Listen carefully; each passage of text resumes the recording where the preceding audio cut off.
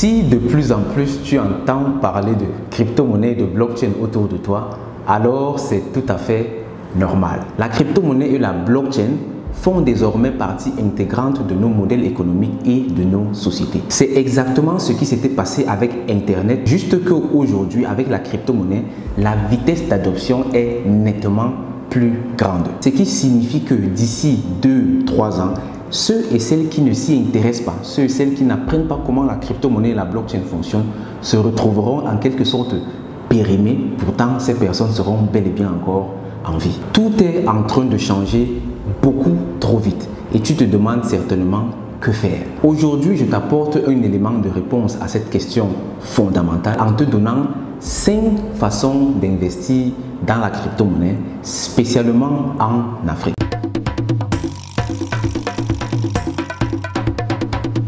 Bonjour ou bonsoir à toi et bienvenue sur ce canal. Si tu me découvres pour la première fois, moi c'est Zange Nelson, promoteur du CIA, Crypto Investment in Africa, qui est une initiative ayant pour mission de former et surtout d'accompagner un maximum d'Africains dans le monde de la crypto-monnaie et de la blockchain. Nous le faisons parce que nous sommes plus que convaincus que la crypto-monnaie et la blockchain ont le potentiel de désenclaver l'Afrique financièrement et de redonner à chaque Africain sa liberté financière. Je t'invite donc vivement à t'abonner à cette chaîne afin de profiter au maximum de tout le contenu que nous offrons ici gratuitement. Ceci étant dit, passons donc au vif du sujet. Aujourd'hui, nous parlons de 5 façons d'investir dans la crypto-monnaie, spécialement en Afrique. Méthode numéro 1, il s'agit du holding. Le holding, c'est tout simplement la méthode classique, c'est-à-dire j'achète des crypto-monnaies et je les conserve sur le long terme. Ici, la difficulté serait d'obtenir ces crypto-monnaies. Ça va faire l'objet d'une prochaine vidéo dans laquelle on va expliquer en détail comment acheter de la crypto-monnaie. En gros, après avoir acheté la crypto-monnaie, le holding consiste tout simplement à conserver cette crypto-monnaie sur le long terme afin que ça prenne de la valeur avec le temps. Et on se rend très vite compte du potentiel du holding quand on regarde le parcours de la crypto-monnaie principale, le Bitcoin. Le Bitcoin qui est parti d'une valeur presque insignifiante, c'est-à-dire moins d'$1 par Bitcoin, à aujourd'hui plus de 30 000 $ par pièce de Bitcoin. Bien entendu, ceci s'est passé en l'espace de plus de 10 ans, c'est-à-dire des personnes qui avaient acheté le Bitcoin dans les années 2009 à moins d'$1, aujourd'hui se retrouveraient multimillionnaires en dollars ayant investi juste 10 $ par exemple dans les années 2009. Et ici, il faut faire très attention à choisir soigneusement les crypto-monnaies dans lesquelles on veut investir son argent. C'est pour ça que la formation est très importante. Là, on parle de l'analyse fondamentale. L'analyse fondamentale permet de savoir si une crypto-monnaie est propice au holding ou pas, si une crypto-monnaie est un bon projet ou pas, si une crypto-monnaie va s'apprécier sur le temps ou pas. La deuxième façon d'investir dans l'écosystème crypto, c'est le trading. Le trading, c'est la méthode la plus populaire, c'est celle que les gens connaissent le plus parce qu'on voit les courbes qui montent, qui descendent, on voit les personnes qui s'habillent bien et qui disent qu'elles ont tradé, elles ont gagné des millions, etc. avec des voitures et tout. C'est ce qui passionne beaucoup de personnes.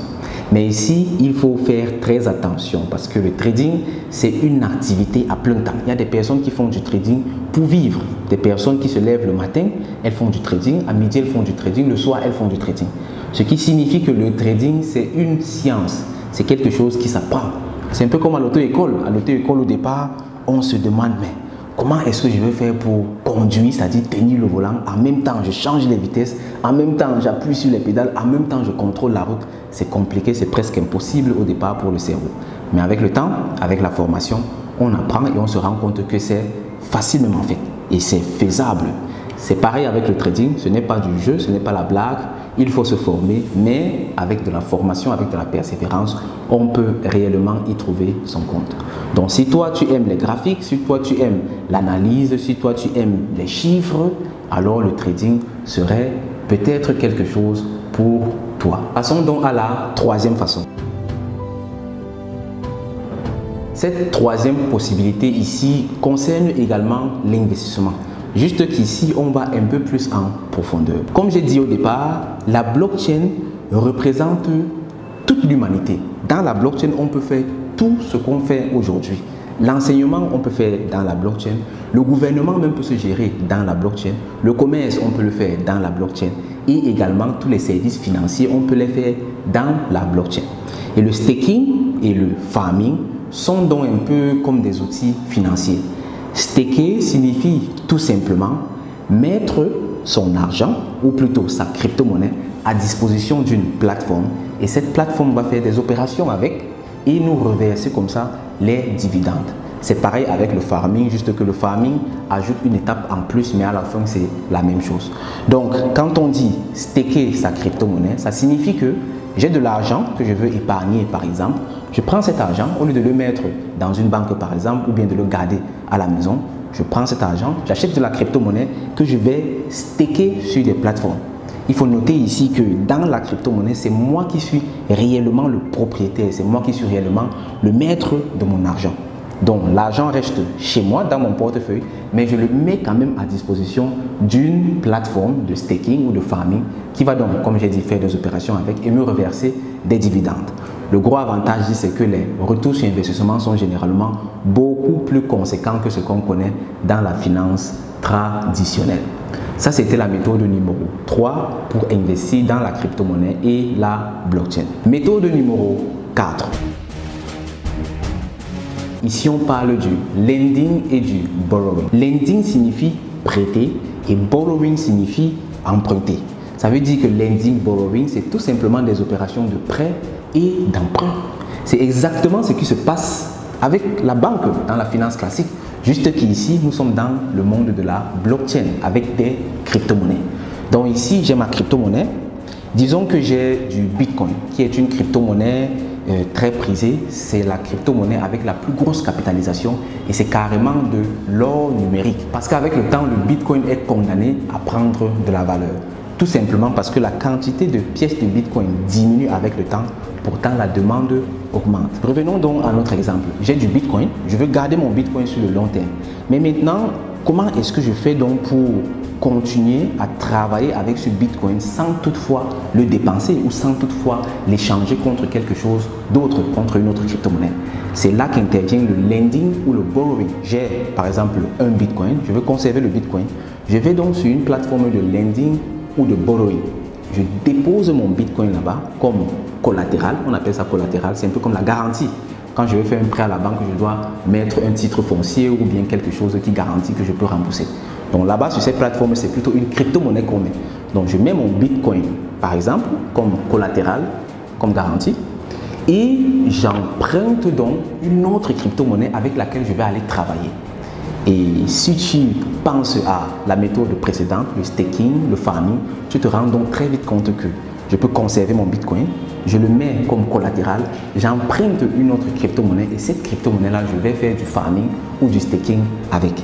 Et ça me permet donc de conserver ma crypto-monnaie et de me faire en plus des bénéfices supplémentaires grâce à la méthode du farming et du staking. C'est un peu comme ça que l'écosystème crypto et blockchain fonctionne. Ça peut sonner compliqué pour toi dans un premier temps, mais je t'assure, c'est tout à fait simple. Et si aujourd'hui tu as pu comprendre comment la finance traditionnelle fonctionne, c'est-à-dire aller à la banque, prêter, emprunter, etc., c'est que tu vas forcément comprendre également comment ça se passe dans la crypto-monnaie et la blockchain. Et ici, c'est même beaucoup plus simple parce que c'est toi qui es clairement au contrôle et tu vois exactement comment ça se passe, ce qui se passe avec ton argent. Parce que dans la blockchain, on peut absolument tout suivre. Ça, c'était la méthode numéro 4 pour investir dans la crypto-monnaie. Passons donc à la dernière méthode, la méthode numéro 5. C'est également une méthode assez populaire. Il s'agit du minage, le minage des crypto-monnaies. Le minage, si on fait le parallèle avec le monde réel, quand on parle de l'or par exemple, pour obtenir l'or, qu'est-ce qu'on fait? On va miner, c'est-à-dire on va aller dans une roche ou bien dans le sous-sol, on va prendre des machines et on va commencer à creuser. C'est ça le minage. Et quand on mine, on trouve de l'or. Et plus on mine en profondeur, plus c'est difficile parce qu'il faut creuser en profondeur, il faut fouiller, il faut mettre les sécurités. Et l'or qu'on va trouver au fond va être de plus en plus cher parce que c'est de plus en plus rare. c'est le même principe que la crypto-monnaie utilise. Et il faut noter que ce n'est pas toutes les crypto-monnaies qui respectent le principe du minage. Ce n'est pas toutes les crypto-monnaies qui sont créées par minage. Mais la crypto-monnaie par excellence, le Bitcoin, est créée par le minage. Et ici, on ne mine pas avec les roues ou avec les machines qui vont aller creuser le sol. On mine plutôt avec des ordinateurs. Pas des petits ordinateurs comme celui-ci, mais des ASIC, des gros ordinateurs avec des cartes graphiques et tout qui vont faire des calculs et puis donc créer de nouvelles pièces de Bitcoin. Le processus, il est simple, tu n'as pas besoin de le comprendre. C'est un processus mathématique qui consiste à valider les transactions ici et là. Ça résout les opérations mathématiques, tac, tac, tac, tac, et puis tac. Dès qu'une transaction est validée, la crypto-monnaie circule et puis de nouvelles pièces sont créées. C'est un peu compliqué à expliquer là directement comme ça, mais comprends juste que le minage consiste à valider les transactions au courant desquelles de nouvelles pièces de crypto-monnaie sont créées. Et le Bitcoin, par exemple, respecte le principe du minage. Et l'opportunité ici, c'est que tout le monde peut être un mineur. Moi-même, aujourd'hui, je peux décider d'être un mineur du Bitcoin. Il me suffit tout simplement d'acheter l'équipement, de le poser là et puis d'installer le logiciel de minage. Et ensuite, je vais commencer donc à participer à la sécurisation de la blockchain à travers le minage. Et ce qui se passe, c'est qu'à chaque fois que je vais valider une transaction grâce à mon équipement de minage, j'aurai des crypto-monnaies en retour. Donc ici, j'investis mon argent par exemple dans l'équipement ou dans toute autre chose qui me permet de miner et en retour, j'obtiens des crypto-monnaies. Je voulais dire gratuitement, mais ce n'est pas gratuit en fait. J'obtiens des crypto-monnaies parce que j'ai fourni de la puissance de calcul au réseau. Ça, c'est si je veux le faire moi seul. Aujourd'hui, vu que le minage devient de plus en plus compliqué, ça demande toujours plus d'énergie. C'est pas facile de le faire tout seul, ça demande beaucoup d'argent. Les personnes se mettent donc en groupe, ce qui fait qu'il y a souvent des plateformes ou bien des possibilités qui permettent de se rassembler, de mettre chacun un peu d'argent et puis de faire du minage. Ensuite, les récompenses sont distribuées.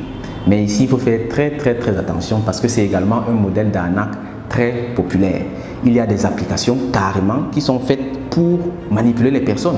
Là, par exemple, si je prends mon téléphone et que je vais dans, disons, allons dans le Play Store et on va faire une recherche. Là, par exemple, si on va dans le Play Store, on va faire le test et on tape Crypto Mining App. Tu vois, c'est là.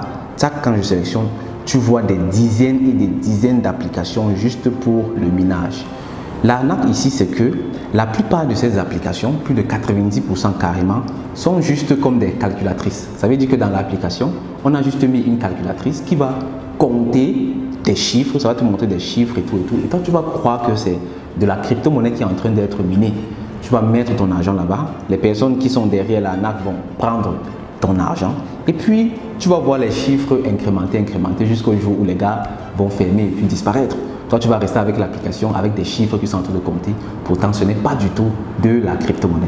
Ici, il faut faire très attention et c'est pour ça que la formation est très importante pour pouvoir déceler ce genre d'arnaque et éviter de tomber dans ce genre de piège. Voici donc la cinquième possibilité que je tenais à te présenter aujourd'hui. La liste est loin d'être exhaustive. À côté de cela, il y a plusieurs autres façons d'investir. Il y a les ICO, il y a les Launchpad, il y a même carrément ce qu'on appelle les ETF. ETF signifie Exchange Traded Fund. Ça signifie tout simplement des fonds qui sont tradables sur les exchanges. Et ici, c'est un outil financier qui va venir imiter le mouvement du Bitcoin par exemple et permettre donc comme ça aux institutions, aux personnes qui ne veulent pas directement aller acheter le Bitcoin, d'acheter cet instrument financier alternatif. Mais là-bas également, il faut faire très attention parce qu'il y a plusieurs formes d'ETF et puis les banques, les entreprises qui offrent ça peuvent faire beaucoup de manigances.